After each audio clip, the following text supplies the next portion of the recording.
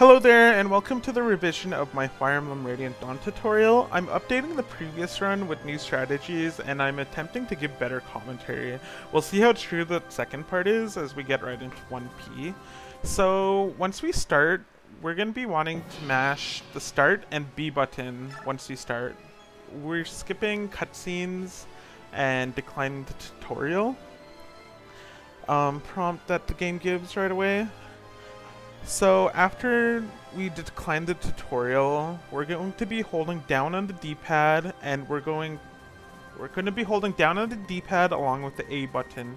This will fast scroll some unskippable text.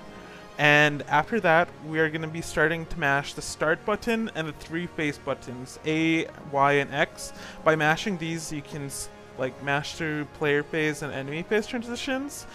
It doesn't matter which buttons you press as long as you mash them.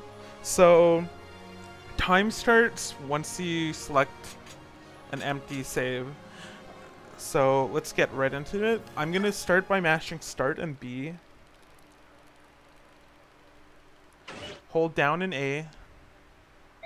And then mash. Okay, so we're going to be always open the menu with the Z button. Don't go off and then A.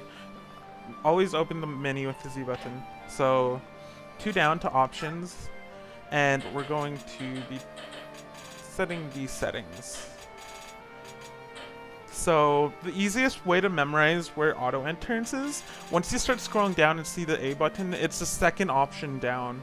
So this is new from the previous tutorial. So after that, we are going to be exiting, and Micaiah is going to be attacking the bandit from 2 above, so watch out as once you enter combat with Micaiah, she has a text box. X switch to Edward and fight the bandit. You have to manually end turn for these opening turns, so Micaiah's gonna move max down, Edward's max down, and then 2 right, end turn. So Micaiah's going to move 3 right against these barrels, and then she's going to mash to attack the bandit. So Edward's gonna move, you can just 1 left to Edward, and then you're gonna move on to the other side of the barrels and end turn with your first fast enemy phase of the run. So you want to be watching Edward's HP level ups, or HP and his first level up. So I got hit once and I managed to crit the bandit, meaning I don't need to move Micaiah.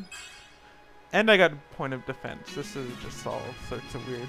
So usually you will not be critting that bandit. So what you would do is you would move Micaiah up here, and you would attack the bandit and killing it.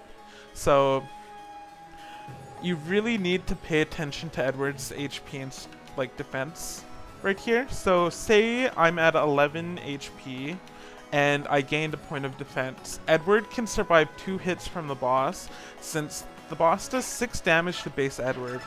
I gained a point of defense, so he does 5. So if you are at 7 or at 11 HP with no defense, you are 2-hit KO'd, and you cannot attack the boss on player phase.